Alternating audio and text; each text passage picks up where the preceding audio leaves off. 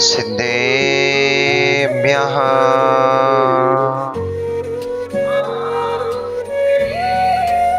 तव सिद्धेन सिद्धे संयम सिद्धे चरित्र सिद्धेया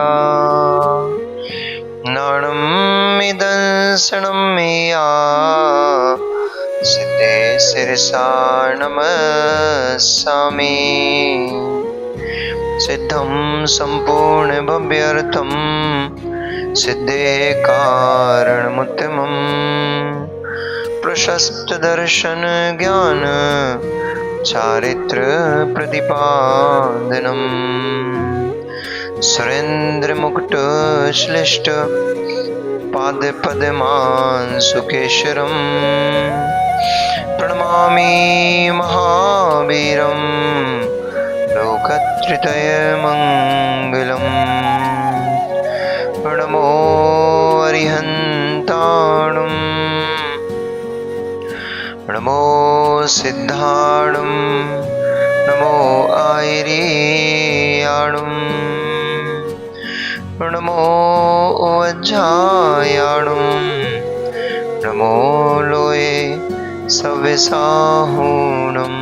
जय बोलिए अनंत अनंत परम सिद्ध परमेष्ठी भगवान की, अनंत अनंत 24 तीर्थंकर भगवान की, आचार्य भगवंत कुंद कुंद देवी की, आचार्य भगवंत रविशरण स्वामी महामुनि राज की, परम पूजनीय चर्या श्रोमणी अध्यात्म योगी आचार्य गुरुदेव श्री विशुद्ध सागर जी महामुनि राज की, अहिंसमय विश्व जैन धर्म की, वीतरागी प्रभु श्री रामचंद्र भगवान की,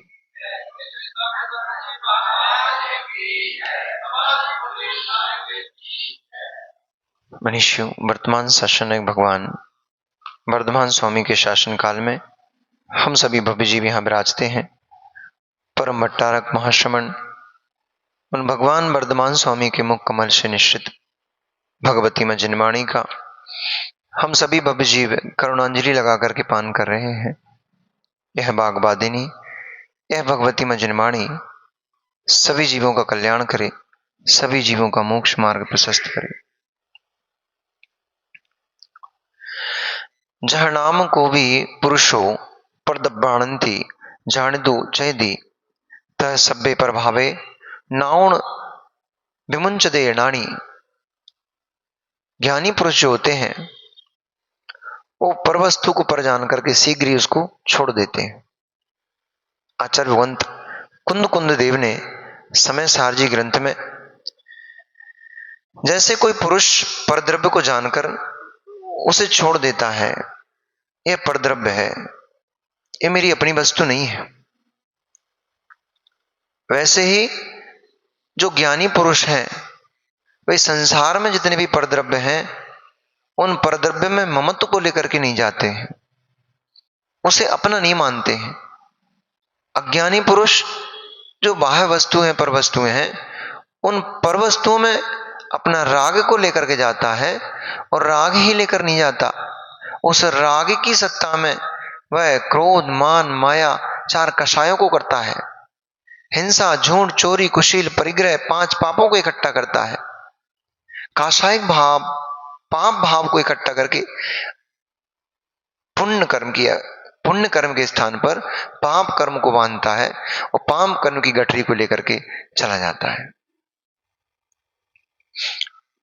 मिथ्या दृष्टि जीव पर द्रव्य को निज द्रव्य मानता है, सम्यक दृष्टि जीव पर द्रव्यों में जीते हुए भी पर द्रव्य को पर देखता है, निज आत्म द्रव्य को अपने ज्ञान दर्शन सुख आदि जो गुण हैं उनको अपना देखता है। यही सम्यक दृष्टि और मिथ्या दृष्टि का सबसे बड़ा भेद है।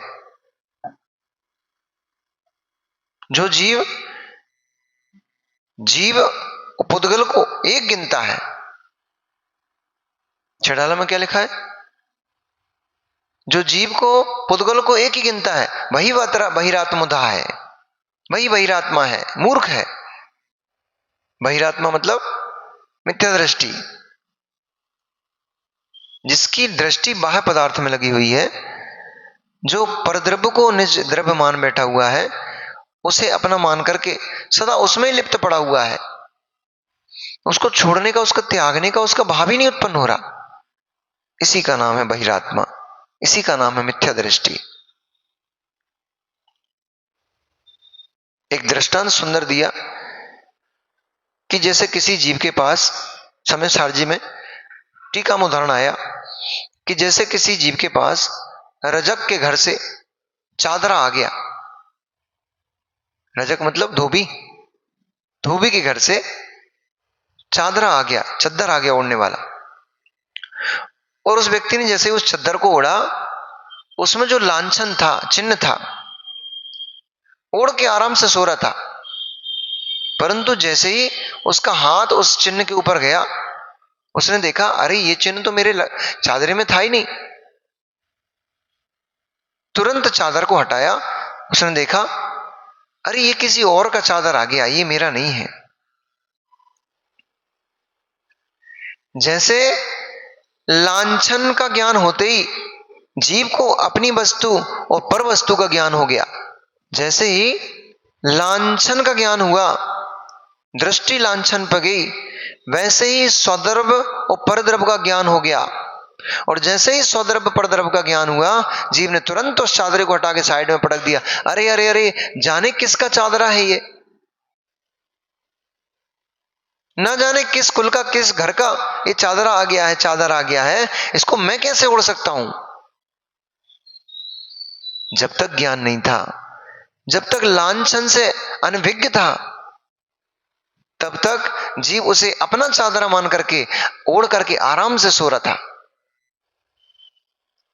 अरे संसारी प्राणियों, अरे संसारी प्राणियों, उसी अज्ञानी पुरुष के भांति हम भी तो जो बाहर के परद्रव्य हैं, बाहर की वस्तुएं हैं, जो हमारी अपनी नहीं है, जिनके लांछन हमारे लांछन से मिलान ही नहीं करते हैं, ऐसी उन वस्तुओं को हम अपनी भोग्य वस्तु बना करके बैठे हुए हैं और अपना मान करके उनमें ही जीवन जी रहे हैं, आनंद लूट रहे हैं।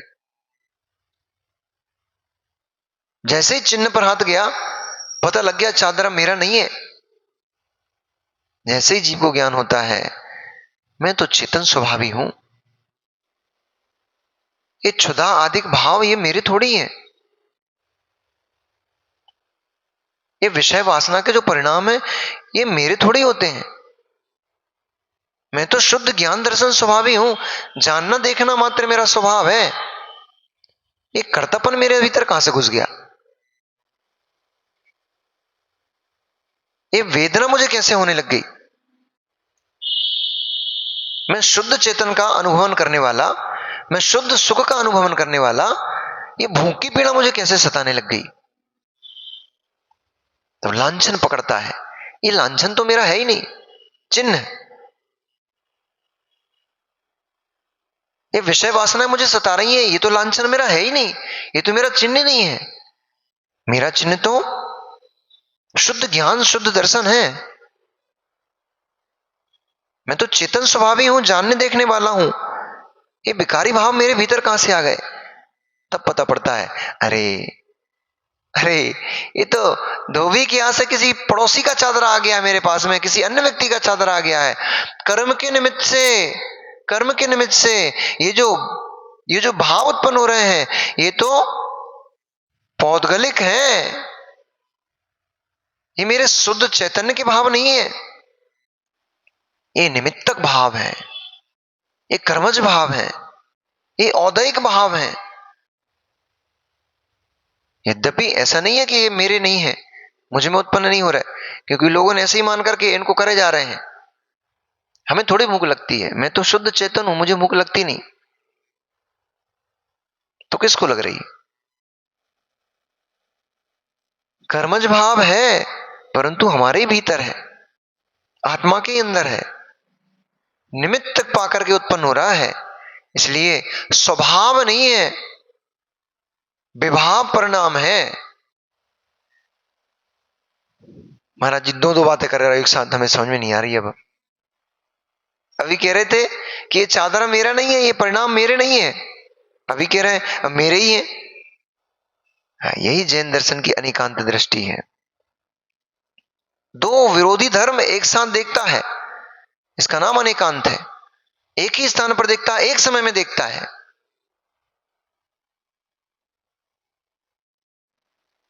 हाथी है, हाथी है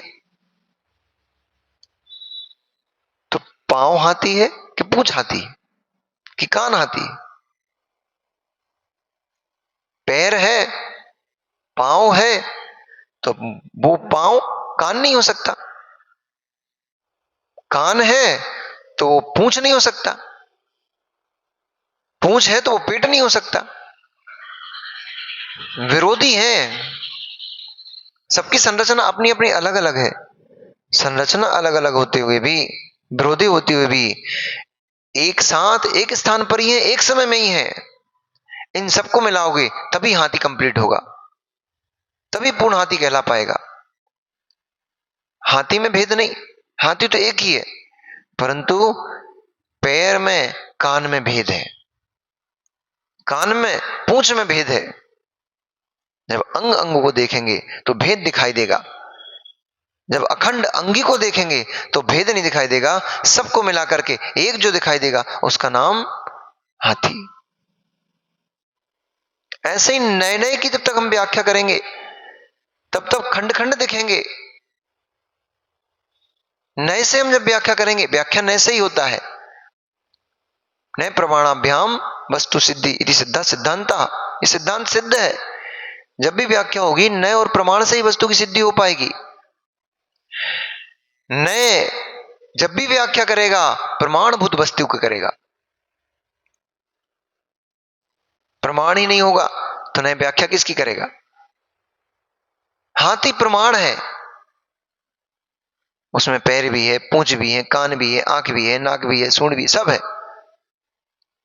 परंतु जब हम उसकी व्याख्या करने निकलेंगे तो आपको कहना पड़ेगा कि हाथी में एक सूंड होती है, हाथी के एक पूंछ होती है, हाथी के 4 पैर होते हैं, हाथी के 2 कान होते हैं। अंग अंग की व्याख्या कर रहे हो, इसी का नाम नए दृष्टि है। सबको मिलाकर के हाथी है, पर व्याख्या जब भी की जाएगी उसकी अंग अंग से की जाएगी, इसी का नाम नए है। हाथी संपूर्ण प्रमाण है, उसमें सब है, परंतु व्याख्या जब भी करेंगे तो नए का आलंबन लेना पड़ेगा। इसलिए अज्ञानी जीव नए प्रमाण की दृष्टि को नहीं समझते हैं, एकांत पक्ष को लेकर के बैठ जाते हैं और मिथ्यात्व में डूब जाते हैं। एक पक्ष नहीं, अनेक पक्ष को देखना पड़ेगा। ये औदैहिक परिणाम, ये कषायिक भाव, ये विषय वासना रूप परिणाम, ये मेरे नहीं है, पर मेरे ही है। ये शुद्ध आत्मद्रव्य में नहीं होते हैं, शुद्ध जीव के परिणाम नहीं होते हैं। शुद्ध जीव में तो शुद्ध ज्ञान, शुद्ध दर्शन होता है। अभी उसमें पढ़ा था ना, व्यवहार से कर्मों का कर्ता भोक्ता होता है। पुग्गल कम्मादीनम कर्ता व्यवहार दो दुनिच्छे दो चेतन कम्मा नादा शुद्ध नया शुद्ध भावाड़म। ये व्यवहार नए दृष्टि, निश्चय नए दृष्टि से ऐसा कथन किया गया है। निश्चय ने से शुद्ध चेतन प्राण ही, शुद्ध ज्ञान, शुद्ध दर्शन ही जीव का लक्षण है। परंतु व्यवहार ने से जो काषायिक भाव परिणाम उत्पन्न हो रहे हैं, राग द्वेष परिणाम उत्पन्न हो रहे हैं, मोह क्षोभ के परिणाम उत्पन्न हो रहे हैं, ये सब भी जीव के अपने ही हैं। ये विभाव परिणति रूप है, एक कर्मज भाव है। कर्म के निमित्त से, कर्म के संयोग से ये भाव उत्पन्न होते हैं, परंतु उत्पन्न आत्मा में ही होते हैं। आत्मा में नहीं होंगे तो फिर कहां होते हैं भैया? सुन रहे भैया? आत्मा में नहीं होते तो फिर कहां होंगे? शरीर में? लगता तो ऐसा ही है महाराज जी, ये तो हमारे मस्तिष्क में तो उत्पन्न होते हैं। तो मस्तिष्क तो, संरचना रूप मस्तिष्क तो मुर्दे के भीतर भी होता है, पागल पुरुष के अंदर भी, पागल के भी भाव तो उत्पन्न होते ही हैं। जो जीव कोमा में पड़ा हुआ है, बेहोश पड़ा हुआ है, उसका मस्तिष्क कहां चला गया? उसका मन कहां चला गया? पर उसको तो इस समय कोई भाव उत्पन्न नहीं हो रहा। मुर्दा पड़ा हुआ है, उसकी शरीर की संरचना है तो द्रव्य मन उसके पास है, मस्तिष्क है उसके पास, तो फिर आप भाव उत्पन्न क्यों नहीं हो रहे उसके अंदर, शरीर में होते हैं तो। इसलिए ये स्वीकार करना ही पड़ेगा, ये जितने भी पाप पुण्य रूप परिणाम हो रहे हैं, शुभ भाव उत्पन्न हो रहे हैं, अशुभ भाव उत्पन्न हो रहे हैं, ये सब जीव के ही भीतर होते हैं। हाँ, इतनी कह सकते हो, जीव के होने पर भी ये जीव के अपने स्वाभाविक परिणाम नहीं है, ये सारे के सारे इसके विभाव परिणाम है। जीव इन परिणामों को अपना मान बैठा है, इन्हीं परिणामों को अपना स्वरूप मान बैठा है। परद्रव्य का मतलब केवल इतना ही मत लगाना कि गाड़ी परद्रव्य, मकान परद्रव्य, पत्नी परद्रव्य, शरीर भी परद्रव्य है। शरीर छोड़िए, ये जो आपके भीतर उत्पन्न भाव उत्पन्न हो रहे हैं, परिणाम उत्पन्न हो रहे हैं, ये परिणाम भी परद्रव्य हैं। जो मन में भाव उत्पन्न होता है वो पौद्गलिक होता है, जहां उत्पन्न होता है वो जीव है। इसलिए स्यात् जीव के अपने ही हैं, स्यात् जीव के अपने नहीं है।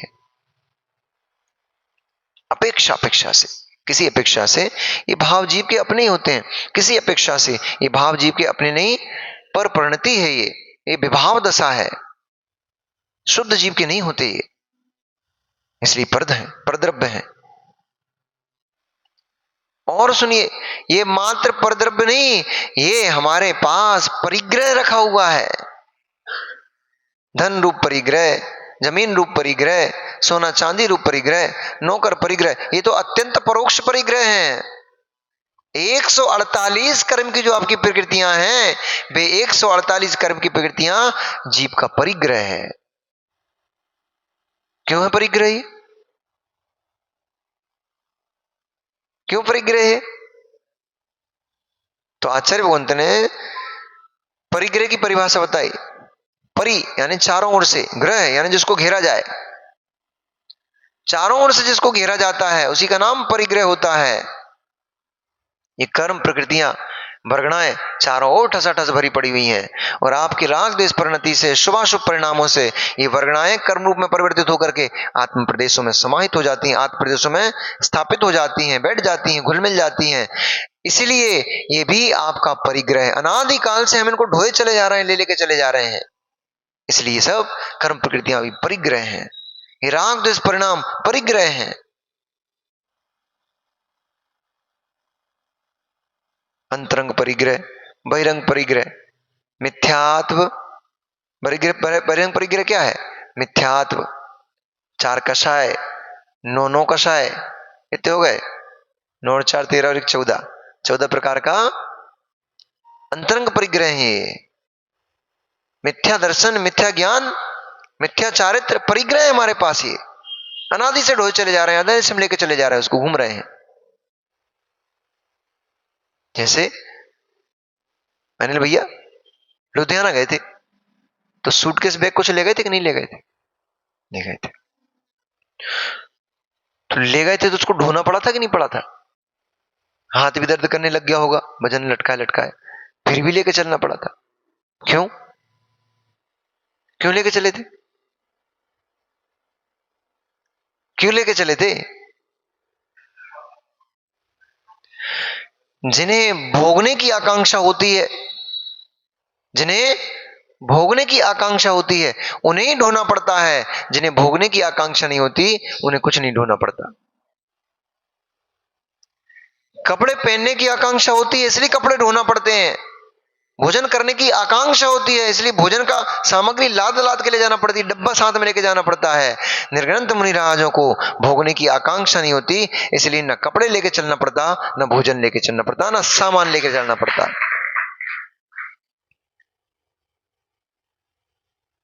अब आप कह सकते हो ऐसा, महाराज तुम्हें पता है कि तुम्हारी व्यवस्था हो जाएगी, श्रावक लोग आके चौका लगाएंगे, इसलिए थोड़े निर्विकल्प जीते रहते हो। नहीं, इसलिए निर्विकल्प नहीं जीते हम। अरे बहुत सारे लोगों की ये मान्यता होती है कि महाराजों को कहा है, महाराजों ने तो उठाओ पिची का मंडल और चल देना है। व्यवस्था तो श्रावक को लेकर चलना पड़ती है ना, व्यवस्था तो श्रावक जुटाएगा। बहुत सारे लोगों को ऐसी मान्यता है। मित्र, ये आपकी मिथ्या मान्यता आज से निकाल के बाहर पटक दो, श्रावक व्यवस्था नहीं जुटाता है, मुनिराज का भाग्य व्यवस्था जुटाता है। उनके भाग्य में नहीं होगा तो तुम दुकान पे बैठे रहो, घर पे बैठे रहोगे, तुम्हारा भाव ही नहीं करेगा वहां जाने का, तुम्हारा भाव ही नहीं करेगा चौका लगाने का, कि हम चौका लगा लें, कि हम बिहार कराएं, कि हम प्रवचन सुनाएं, भाग मन ही नहीं करेगा। मुनिराज का भाग होता है, इसलिए आप चौका लेके वहां पे पहुंच जाते हो। वे किसी से कहते थोड़ी हैं कि क्या भैया हम बिहार कर लें, अनिल भैया व्यवस्था देख लोगे क्या। मुनिराज की अयाचक वृत्ति होती है, वे किसी से याचना नहीं करते, भैया तुम हमारा बिहार करा दोगे क्या, तुम हमारे आहार करा दोगे क्या, तुम्हें जंगल तक छोड़ाओगे क्या। अयाचक वृत्ति होती है, समय होता है, अपना मुद्रा लगाई निकल गए। परीक्षा करते हैं, परीक्षा करते हैं। अभी रामायण में प्रकरण आएगा एक, मुनिराज ने परीक्षा की थी अपनी, बहुत दिन के 1 महीने के उपवास के बाद 2 युगल मुनिराजों ने निर्णय किया कि आज पारणा करने चलते हैं। परंतु अब इसका नाम है, बुंदेलखंड में बोलते हैं आखड़ी। मुनिराज क्या लगाते, जो मुद्रा लगाते ना, इसको बोलते हैं आखड़ी। इसको इसलिए बोलते हैं आखड़ी क्योंकि मन में जो आ गया वही नियम हो गया, मन में आके खड़ी हो गई वही मुद्रा है, वही विधि है, इसलिए इसका नाम है आखड़ी। मन में आके खड़ी हो गई वही आखड़ी है। तो मन में आ गया कि आज नगर में आहार नहीं करेंगे, आज तो वन में यदि कोई चौका लगा के पड़गान करेगा, वन में कोई आहार कराएगा, पड़गान करते मिलेगा तो आहार करेंगे, अन्यथा पुनः 1 महीने का उपवास करेंगे। निकल गए मुद्रा लगा के। मित्र भाग्य में नहीं होता तो ये हमारे रमेश जी मुनिराज तो मुद्रा लगा के निकल पड़े। अब महलों में अटरियों में आहार कराने वाले तो खूब मिल जाएंगे, नगर नगर में चौका लगा के आहार कराने वाले तो खूब मिल जाएंगे, जंगलों में आहार कराने वाले कौन मिल रहे हैं। भाग्य होता है, दुर्भाग्य होता है, अलाभ होता है। तो मुनिराज को महल में, अच्छे सुंदर सुंदर महलों में भी पड़गा के ये मुनिराज को ले जाते हैं, कहो तो पूरे नगर में घुमाए, विधि नहीं मिले। पूरे नगर में मुनिराज घुमाए, विधि नहीं मिली, क्योंकि इसमें आपने तो भोजन बनाया था, आहार बनाया था, सुंदर मिष्ठान पकवान सब बनाए थे, परंतु यहां तो था ही नहीं, अलाभ था यहां तो कैसे करा पाओगे। और ले भी गए घेरे घर के भीतर पड़गा करके, तो पता लगा कोई पूजन नहीं कर रहा, कोई शुद्धि नहीं बोल रहा, मुनिराज बैठे हैं मुद्रा लगाए। अब ऐसे थोड़ी 1 घंटा थोड़ी इंतजार करेंगे, एक नियत समय है, अल्प समय है, उस समय तक ही भी इंतजार करेंगे, उस समय तक ही देखेंगे। श्रावक को नहीं बोला उठ के चले जाएंगे। श्रावक को ज्ञान नहीं था अथवा भयभीत हो गया, हड़बड़ा गया, अब वो शुद्धि नहीं बोल रहा, जग लेके खड़ा है सामने, शुद्धि नहीं बोल रहा। मुनिराज मुद्रा नहीं खोल रहे, मुनिराज मुद्रा खोलिए, मुनिराज मुद्रा खोलिए, मुनिराज मुद्रा खोलिए। अरे ऐसे थोड़ी मुनिराज की मुद्रा खुलती है, पहले बताना पड़ता है भैया हमारे पास जो सामग्री है, हमारे मन की शुद्धि है, हमारे वचनों में शुद्धि है, हम शरीर से शुद्ध हैं। अब आदमी से बोलो भैया शरीर से शुद्ध हो जाओ, तो वो कहता है महाराज जी तो पंगा कौन करेगा, हम चौके नहीं लगा रहे। रास्ते में जीव जंतु पड़े हैं, मरे पड़े हुए हैं, चींटे पड़े हुए हैं, चींटियां पड़ी हुई हैं, मल बह रहा है, बरसात का समय है, रोडें गंदी हो जाती हैं,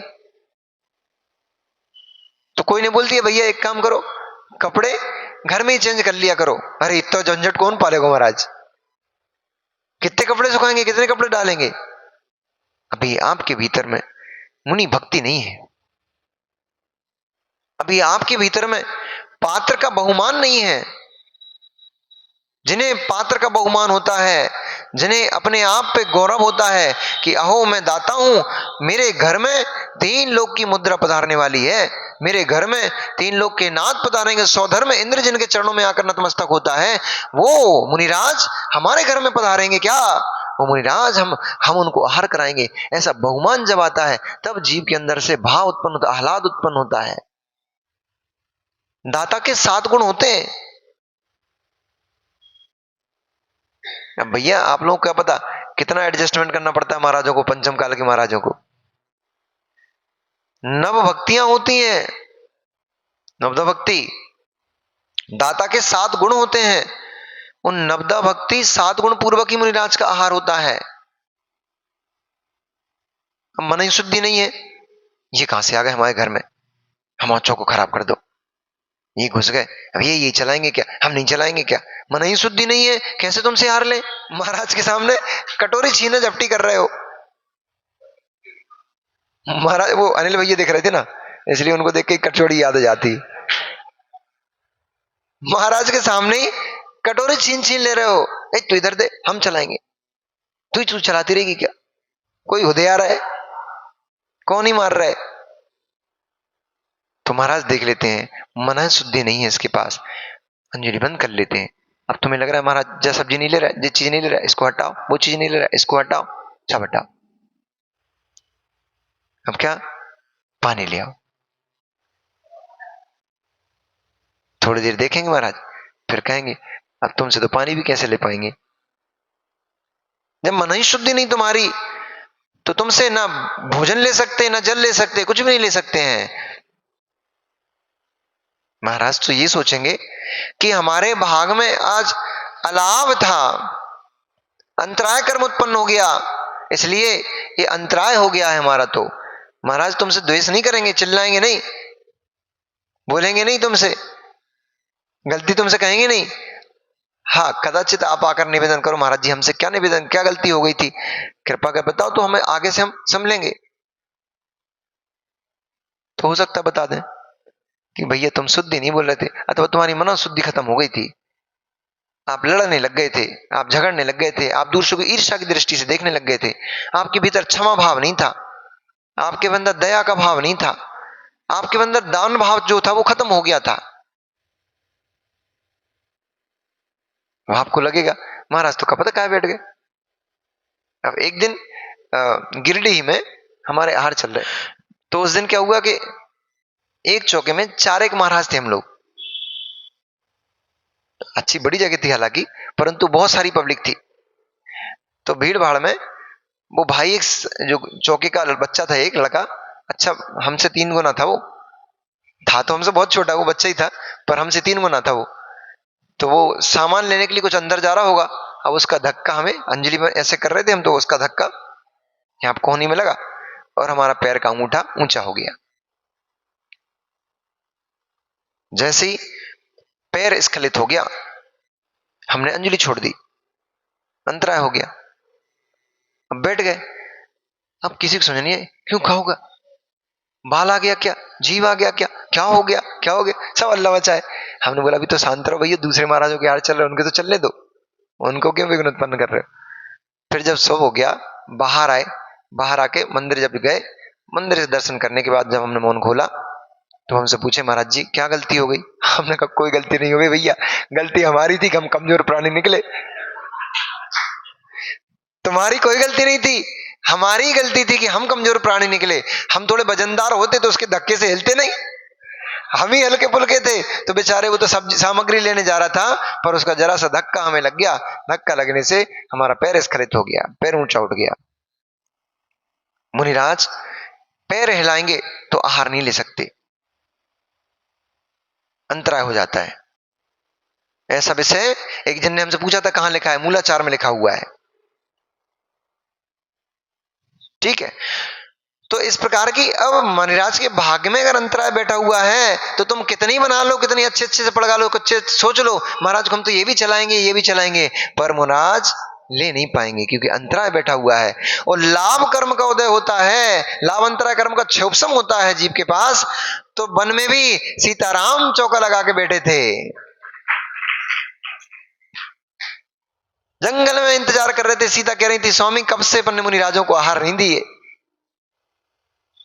कितना दुर्भाग्य हो गया हमारा, महलों में हम प्रतिदिन आहार कराया करते थे मुनिराजों के, अब देखो जंगल में पड़े हैं, कब से मुनिराजों के आहार नहीं दिए। उधर से मुनिराज चले आ रहे हैं मुद्रा लगाए।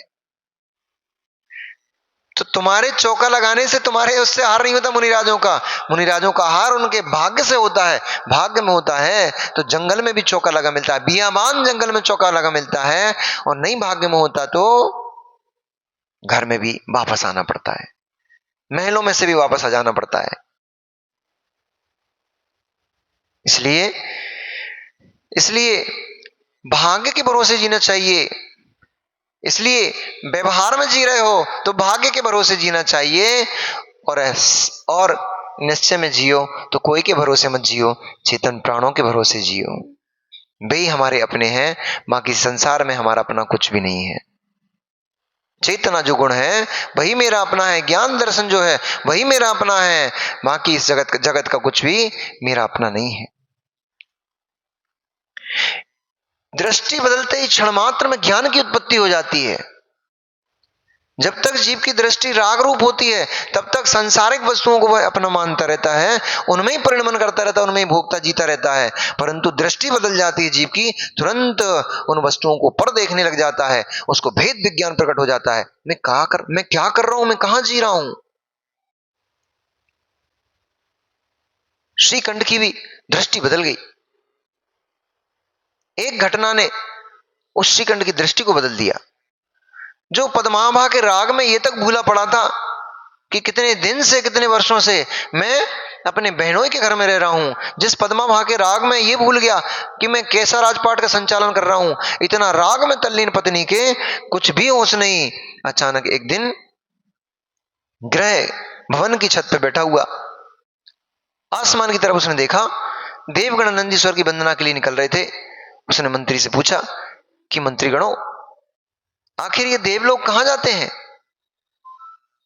मंत्रियों ने बताया कि स्वामी, नंदीश्वर अढ़ाई पर्व कल से प्रारंभ होंगे, इसलिए सभी देव अपने परिवार के साथ एकत्रित होकर के बड़ी दिव्य अर्चना करने के लिए नंदीश्वर द्वीप जा रहे हैं।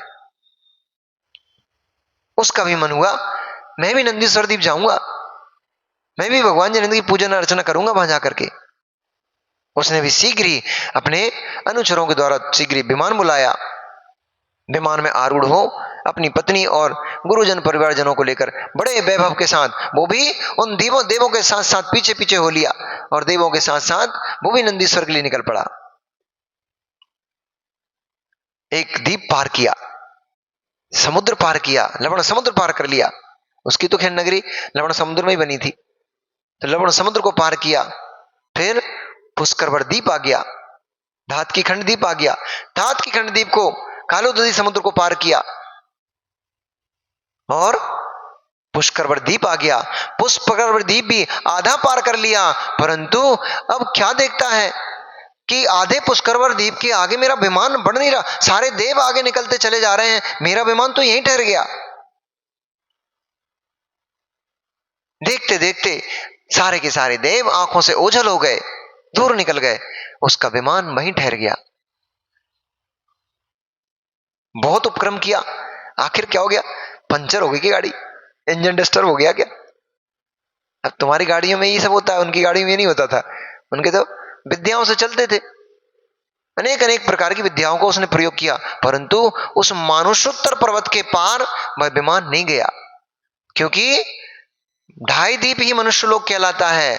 मनुष्यों का गमनागमन इस ढाई द्वीप तक ही होता है। ढाई द्वीप के बाहर, मानुषोत्तर के पर्वत के बाहर मनुष्यों का गमनागमन नहीं हो पाता,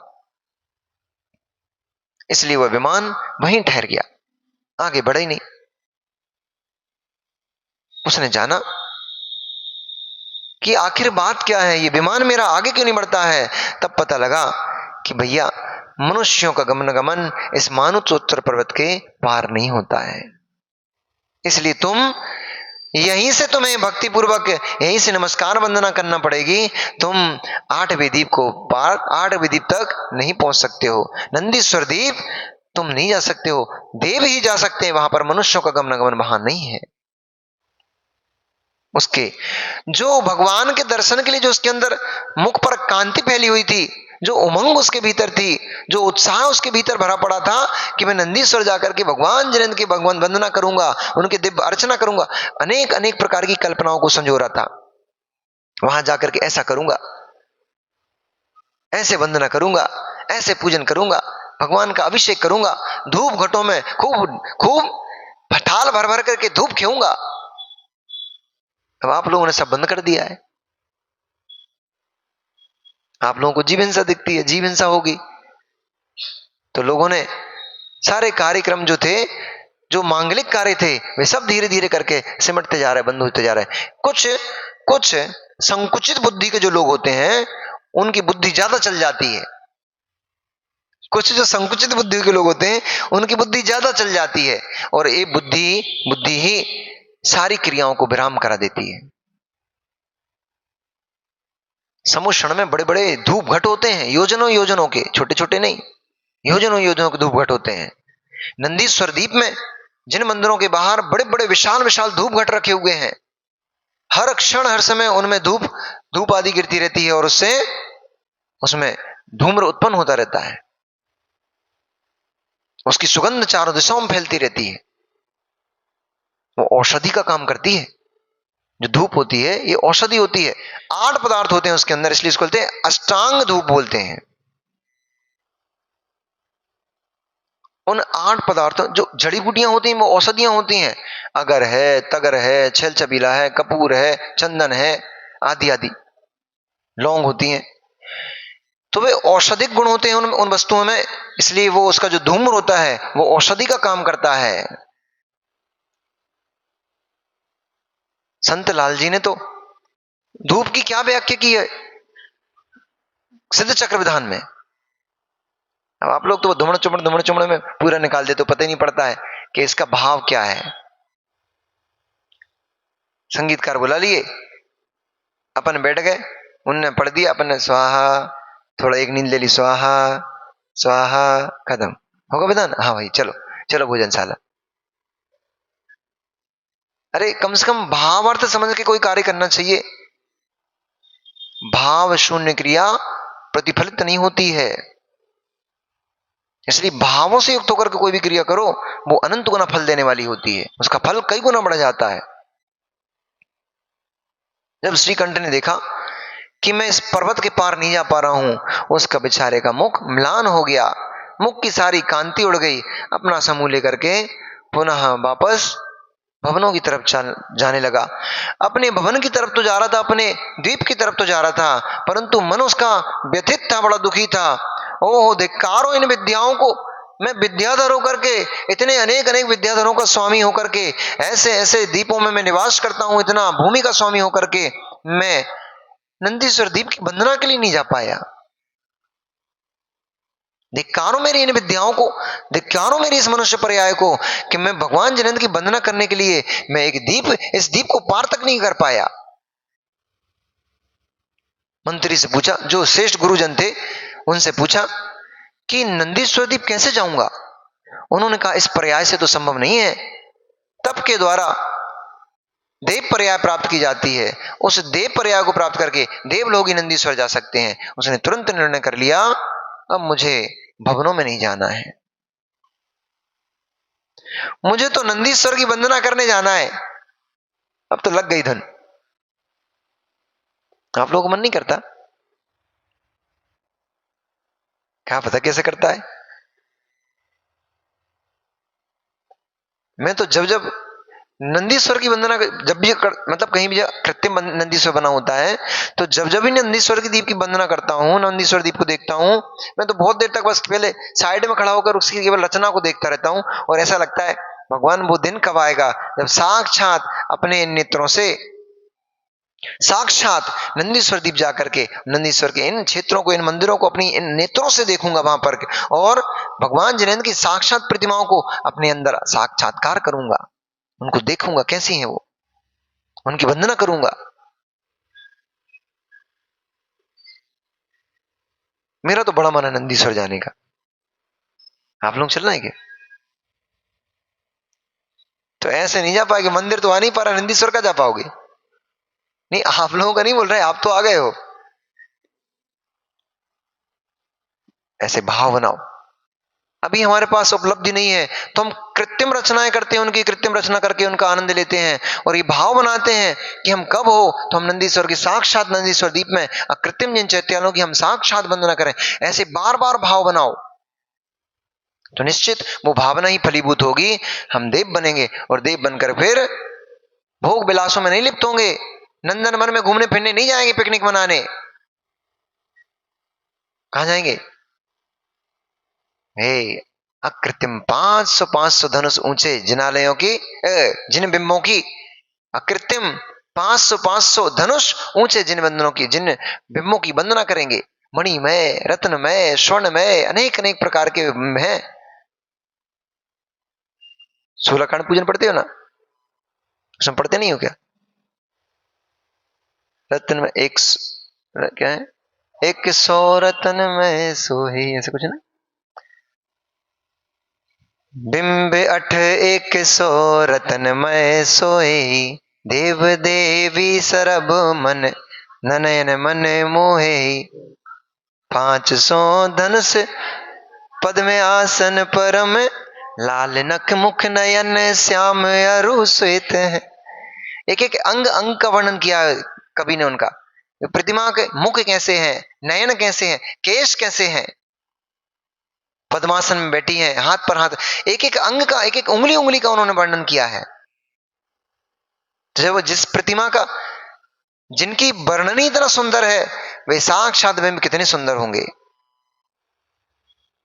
देव देवी भी उन प्रतिमाओं को देख करके मोहित हो जाते हैं, उनका भी मन नहीं करता, जैसे आप लोगों को मन नहीं करता ना कि अब घर उठ के जाए यहां से, ऐसा लगता है बस बैठे ही बैठे रहो, शांति है, ऐसे उनका भी मन नहीं करता, परंतु अलाई पूरी हो जाती है तो फिर वो आ जाते हैं वापस अपने।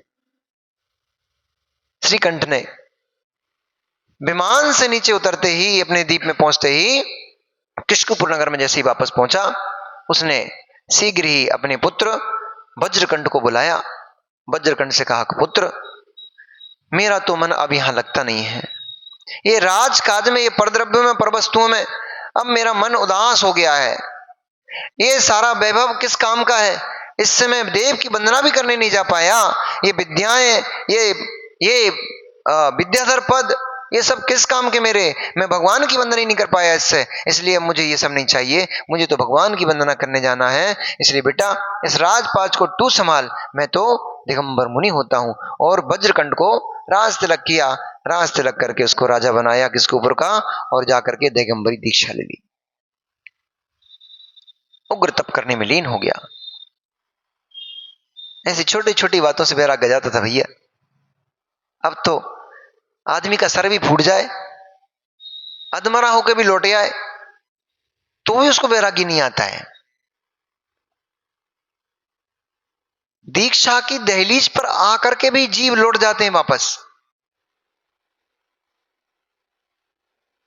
पंचम काल में ये विशुद्धि बना पाना बहुत टेढ़ी खीर है, बहुत कठिन काम है। सुन रहे मां साहब, बहुत कठिन काम है। मृत्यु के दहलीज पे खड़ा होकर के भी जीव ये चिंतन नहीं कर सकता, नहीं कर पाता है कि अब तो मैं जाने ही वाला हूं, साल 6 महीने 2 साल 5 साल की मेरी जिंदगी बची है, अब मुझे अब संयम ग्रहण कर लेना चाहिए, अब मुझे मुनि दीक्षा ले लेना चाहिए, कम से कम मेरा अंत समय तो समझ जाएगा।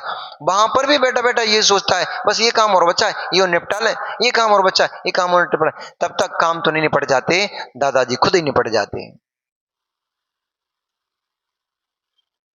ये काम निपटा लूं, ये काम निपटा लूं, बचपन से काम निपटाने के निपटाते निपटाते खुद ही निपट गए, परंतु काम नहीं निपट पाए। इसलिए नरेश भैया ज्यादा काम नहीं निपटाना, मोड़ा मोड़ी सब बड़े बड़े हुए, ब्याह शादी करो और कहो भैया अब हमने अपनी पूरी गृहस्थी संभाल ली, अपना जीवन जी लिया, तुम्हें तुम्हारा जीवन साथी दिला दिया, तुम्हें धन दे दिया, संपत्ति दे दी, अब तुम अपने निर्णय करो, अपने हिसाब से अपने जीवन को जियो, और मैं अपना जीवन अब अपने हिसाब से जीता हूं। मैं दिगंबर मुनि। कितने बढ़िया लगोगे 6 फिटिया, तो बढ़िया एकदम 6 फीट के, और ये बढ़िया डोले सोले वाले मुनि महाराज हाथ में पिची कमंडल लेकर के चलेंगे, क्या गजब लगोगे, राजे महाराजाओं जैसा आपका शरीर। कहा काम को भैया, पाउडर बेचने में लगे, लोगों को ग्लूकोन डी पिला रहे। अरे उनकी गर्मी तो उतर जाएगी जब उतरना होगी भैया, अपनी गर्मी उतार लो, अपने अंदर जो पापों की गर्मी भरी पड़ी है, एक भेद विज्ञान का संयम रूपी ग्लूकोन डी अपने अंदर भी डाल लो, तो अपनी अंदर की गर्मी पूरी साफ हो जाए। सही बोल रहा है, बहुत अच्छे लगोगे आप, ऐसे लगो कोई राजपुत्र मुनि राज चले आ रहे हैं। अरे ऐसा सोचे लेना कम से कम। अब बन पाओ नहीं बन पाओ तो बात की बात है, कम से कम आज ये सोच लेना कि आज मैं दिगंबर मुनिराज बन करके बैठा हुआ हूं, बैठ करके ये देखना इन सब परिग्रहों से मैं मुक्त होकर के, मैं संपूर्ण परिग्रह से हल्का होकर के अब मैं मात्र मैं ही बचा हूं, सबको छोड़ दिया मैंने, सब अब मैं छोड़ूंगा भी क्या, मेरा तो कुछ था ही नहीं। हम कह रहे थे कि ये हमारा है, हमारा तो था ही नहीं, जो हमारा था ही नहीं आज मैंने अपना ज्ञान प्राप्त कर लिया कि ये वस्तु मेरी नहीं है, मैं उससे दूर होकर के शांत चित्त होकर के सब परिग्रह से मुक्त मैं बैठा हुआ हूं। अनुभवन तो करना, पता लगेगा कितना आनंद आता है। लेते रहो, कम से कम ऐसे ही आनंद लेते रहो। अरहंत हो जरी जब तक नहीं छूट रही है तब तक कम से कम कल्पनाओं से ऐसी कल्पना करके कम से कम उस सुख का आनंद तो लो कि परिग्रह रहित होने का आनंद क्या चीज होता है। कौन सी ऐसी शक्ति है मुनिराजों के पास जिस शक्ति इनको खींचती रहती है, इनको पूरे जीवन भर चलाती रहती है। वो परिग्रह से रहित होने का आनंद कुछ क्षण के लिए लेकर तो देखो, शांत चित्त बैठ करके। पर उसमें देवी का फोन आ जाएगा, सुनो कहा मार्केट में बैठे हो क्या, वो घर में चावल खत्म हो रहा है, एक कट्टी चावल उठा लियो। होगा ध्यान, अब ध्यान में आत्मा देखेगी कि चावल का कट्टा देखेगा, बोला राम जी की दुकान देखेगी, अब वो परचूनी की दुकान देखेगी, बैठे भैया ध्यान में, वो दिख रही है परचूनी की दुकान, बीवी का फोन, और घर में कुकर दिख रहा है खाली पड़ा है। जब तक ये समस्याएं रहेंगी, जब तक ये परिग्रह रहेगा, ये जीव शांति का वेदन नहीं कर पाएगा। निज शक्ति का भान हो गया उस जीव ने, दीक्षा ले ली।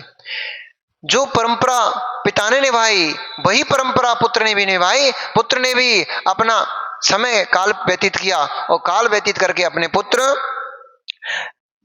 वज्रकंठ ने अपने पुत्र इंद्रमत नाम के पुत्र था, उस इंद्रमत नाम के पुत्र को राज्यभार सौंपा, और वो भी दिगंबरी दीक्षा को लेकर के मुनिराज हो गया।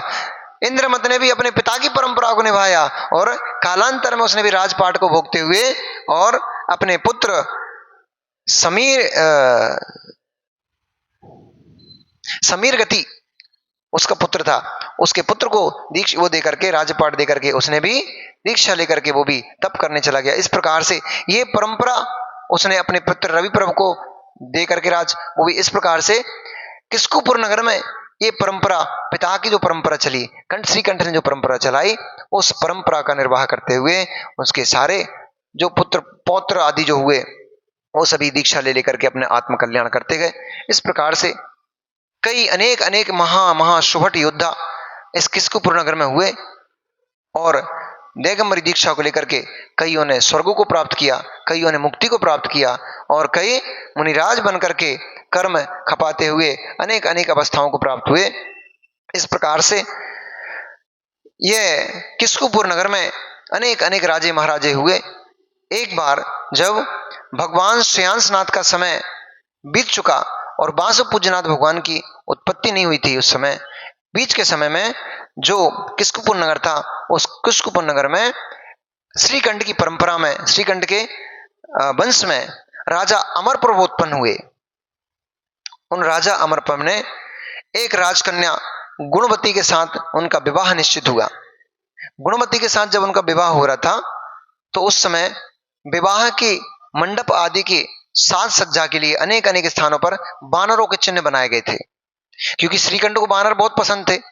और वो उन बानरों के साथ अतखेलिया में बताना भूल गया बीच में कि वो जब उसने किस्कुपुर नगर बसाया था उसमें बहुत सारे बानर उसने बुला के रखे थे, वो उनके साथ ही अधिक समय बिताता था, उनके साथ ही खेलता कूदता रहता था, उनके साथ ही उनको बड़ा आनंद आता था उस बानरों के साथ चेष्टा का। कभी उनकी नाक पकड़ेगा, कभी उनके गाल को खिलाएगा, कभी उनके जो पंजे होते हैं, हाथ होते हैं, तो उन हाथों से अपने सर को सहलवाता था। ऐसे अनेक अनेक प्रकार की चेष्टाएं बानरों के साथ करता रहता था।